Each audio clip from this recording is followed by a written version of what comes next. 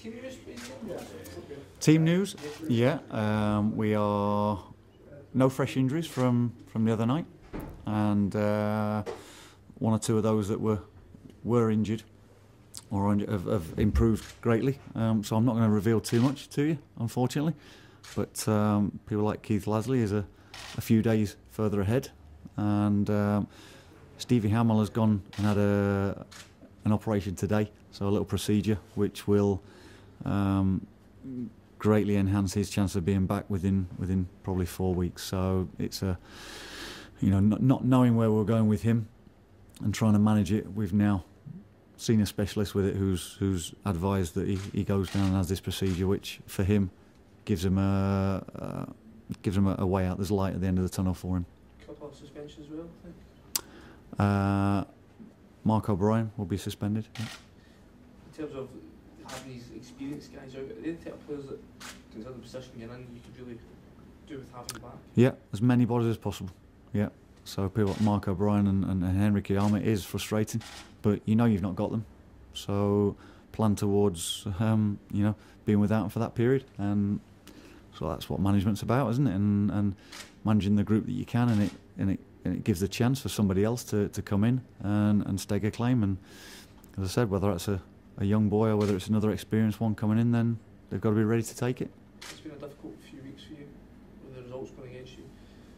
After the positive start that you had, were you ever fooled in any way to thinking that the team was on the way out of its current? No, not at all. No, because you look at the fixtures that were coming up, and we're going through a tough period of fixtures. We were playing 3 out of the top 4, as was at the time going into that period, and we knew that it would be a big challenge. So we picked up the points early doors in the first 2 games, which was the best you could hope for, and then hopefully that momentum to take you into the next few games. We've taken a couple of body blows, but what you can do is work through those periods and make sure that when we come out the other side, we're better for it. And you've got to be creating chances.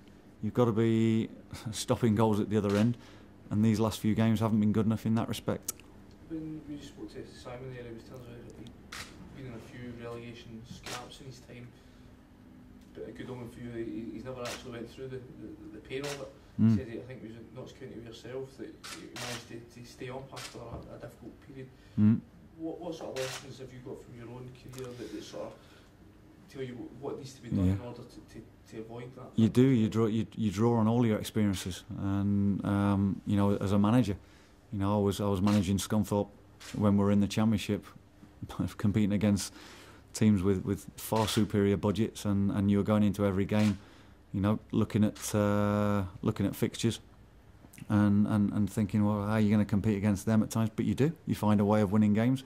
You find a way. You draw on that fact that it's a motivator. You're going up against bigger clubs and people are writing you off, and you use that.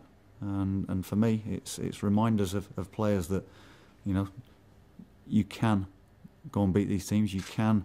I used an analogy this morning that the last year it was depression when they got beaten by Albion Rovers and then got beaten by Celtic. Was it 5-0, I believe, and everything was on a slippery slope. They then went on a run of 7 games where they won the next 7, and it can turn like that. It can turn very, very quickly, and believing in yourselves and working hard, you'll get through it.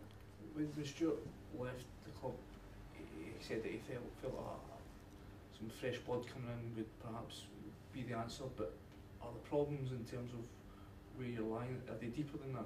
Is there bigger things to be solved than just a new manager coming in? I think there's when a manager comes in and he has a good look at the club and how it's working from top to bottom, you feel as though you can go and make changes, not just maybe on the playing staff, but in other areas, and that takes time, and to get it the way that you should be building year on year to try, and you should always be looking at bettering yourself. So even when you're going through periods of success, and I look at Sir Alex Ferguson at Manchester United, he was forever trying to improve what he'd got, even though he was winning titles, and that's a key thing, that you don't stand still, because the others are all already trying to catch up. They're already, they're trying to get the next best things, and we're doing that. We're doing that, and it's not just the playing side. We're looking at all areas. You brought in Stephen Pearson there along the week. Is there any other movements to be had? Yeah, I was hoping that something could be finalised today. I can't say the name or where the details are, but I'm hoping to be very close, and that I now doubt it will be done in time for tomorrow. But all being well, we can do a bit of business.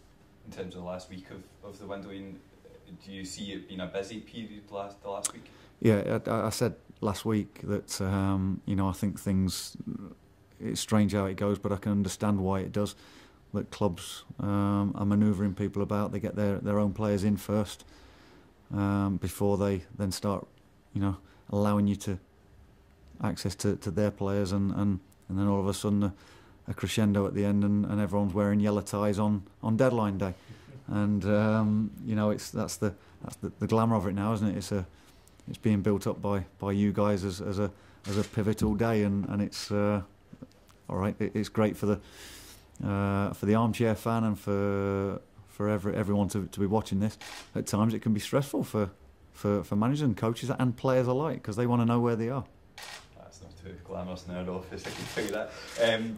The Welsh Society are saying that they're hoping that their deal will go through to usher in a new era at the club in the next few days. I mean, how do it feel like a new era here, and what will that exactly entail for your kind of job and your side of things? Well, it can only be better for this football club and for me and for everybody working within the structure, because it means that there's a pathway we're going down.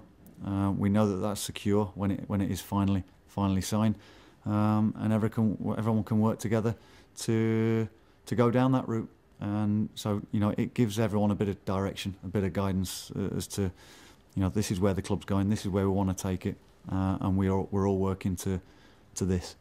Dundee United are a kind of club that have had their own vision in recent years of bringing in new kind of young players, and you're obviously facing them this weekend. What have you made of them, and how much of it have you seen? Well, they've been very, very well. They have built, and they are being very, very successful with it, and they're bringing players in that are young, that are hungry, that want to progress their careers, and Dundee United are giving them a platform to go and do that.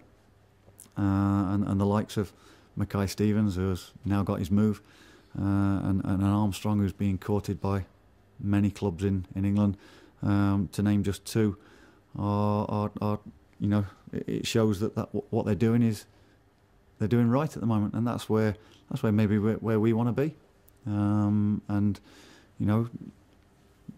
you've got to look up to teams, you've got to look up to other clubs and strive to be there, and it's got to fit your finances, your model. But I think you can have your own identity in going in that way as well. I was going to ask how similar or otherwise it is kind of Dundee United's model to something that you would want to see. Yeah, possibly very similar, because it's they are having success with it, and everyone craves success, and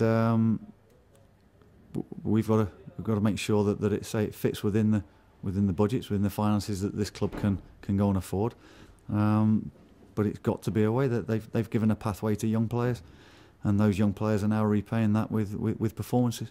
Is the speculation over the guys you mentioned there, does that play at your hands a wee bit, or perhaps to maybe distracted ahead of the game? I don't know. I know it's difficult, I suppose, for someone like Gary Mackay Stevens, who has now got his move to Celtic, and he knows he's going there in May.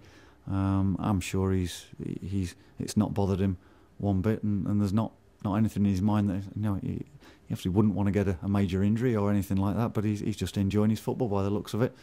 But again, there is a danger, I suppose, when you do sign a pre-contract and you have got one foot in both camps, that it may distract you. I'm sure people have been through this with the player. But it's like anybody, really, isn't it? Everyone's trying to strive to get better. Everyone's trying to get themselves into a position of the next move, and you've got to put that to one side. How would you deal with that if you're a position of a player, especially United at the top end of the table? They're hoping to push Celtic in terms of the title. Yeah. If you had the guy going to one of your direct rivals, I mean, how would you as a manager deal with that? Well, you talk about experience, and I was in that position myself as a player. That there was speculation to go from Notts County into Queen's Park Rangers, and it does play on your mind. And it does affect you a little bit, and you know, experience gets you over that. But again, I can't speak for how Jackie McNamara has dealt with that, but he seems to be playing okay, and so I fully expect him to play tomorrow and him to be a threat. But when you had that situation, you mentioned things about injuries. Did that cross your mind? Were you going into challenges half? I would like to think not, but you know, you sat at home and you're thinking, I've got a game tomorrow, but I know that, you know, there may be a deal in place for me. I hope I don't get injured. Yeah, you have to put it to the back of your mind.